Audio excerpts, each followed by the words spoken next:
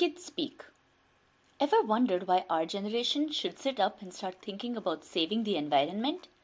Well, let's see what some youngsters have to say about this subject.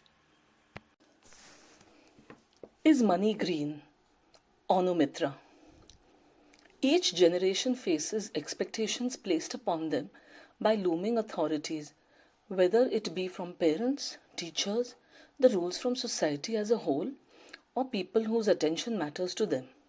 However, when these expectations and people to enforce them contradict each other or are absent, the situation is sure to get chaotic.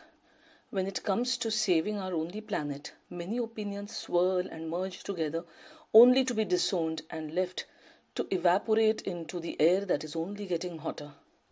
Young people are expected and feel pressure to save the environment. Thanks to this stress, to most of them, being called a dreamer becomes an insult, a utopia is a delusional belief, and hope leaves a bitter taste. Young people are expected to help fight climate change, but their protests against companies that contribute to the problem fade away into negative demands.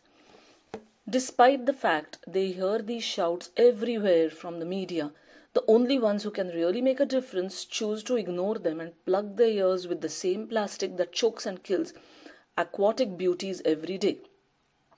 Young people are expected to make a change, but they are helpless. What use are screams if nobody bothers to hear them? Our beautiful planet is reduced to the disgrace of being the home of humans. Pollution, climate change, litter, burning forests, destroyed ecosystems, dying animals, and so much more are everywhere on the media and in front of our eyes. Though they are not necessarily ignored, there is still little to nothing being done about it, except for people spreading the word on social media and such, in hopes that someone will take action. That someone never does. This is a world where environmentalism is monopolized. Here, too many people cannot accept that sustainability is expensive and believe their short time on earth is to be filled by green paper slips, not healthy animals and clean oceans, air and beaches. The expectation that we must do something is absolutely brilliant, but it does not come from those who need to believe it more than anyone. On the contrary, we should weigh and crush these expectations on those who have more power to do so.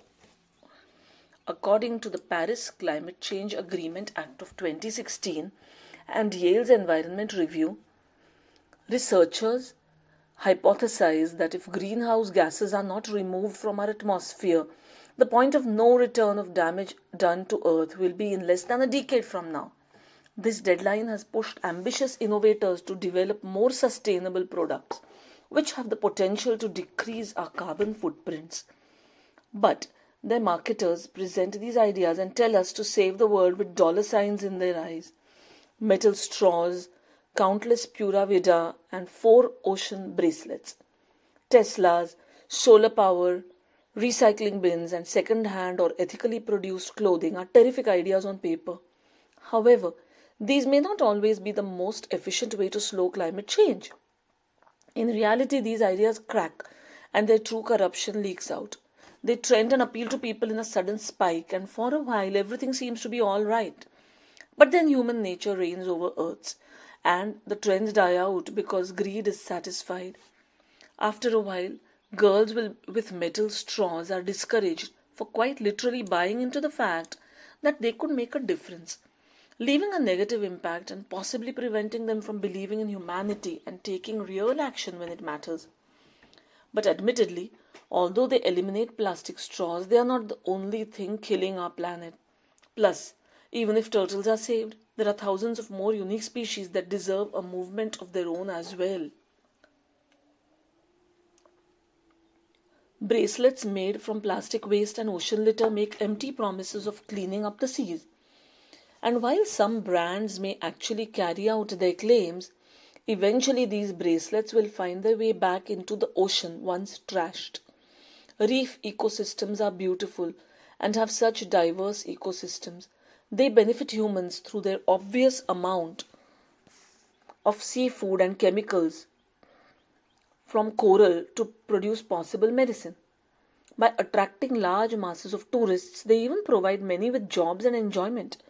Too many companies take advantage of the destruction they place upon these waters to make a profit, yet they hide behind loyal pledges of taking action with small donations. Even the additions that can really help our people are obviously going to be expensive because nothing with true value in this world comes cheap or easy without failure. The inventions of Tesla, biodiesel, and other alternatives to toxic fossil fuels come with trial and error.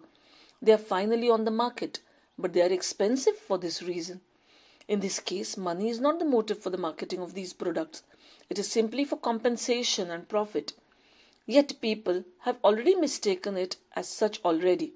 Because of this, they will not buy what will, to put it succinctly, make an impact. The strive for sustainability can also lure people into more materialistic ideology. Furthermore, when poverty affects much of the world, these people cannot support the consumerist, greener lifestyle if they cannot even afford such demands. In actuality, poor people from different walks of life, oftentimes and less wealth, live more sustainably, although they cannot live up to the Western ideals of what is defined as environmentally friendly. About 40 years ago, the world was shocked when they found out that there was a gaping hole in the Earth's ozone layer. Many people had their doubts about whether that issue would ever be fixed, since the causes were global and the solution required cooperation from every nation in the world. Fortunately, they were proven wrong. The cause of the hole was traced back to the aerosols that were highly concentrated with chlorofluorocarbons. Soon after that, the United States seized the use of these chemicals and tried to push other countries to do the same by drafting a treaty. The usage of these CFCs drastically decreased in the next decade, and by the mid 90s, the hole was almost completely filled up.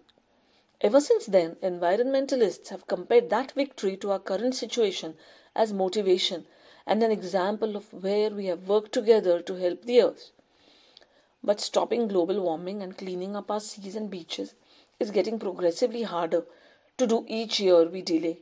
We are going to have to change our lifestyle from how much waste we produce to replace fossil fuels with a more sustainable means of horsepower.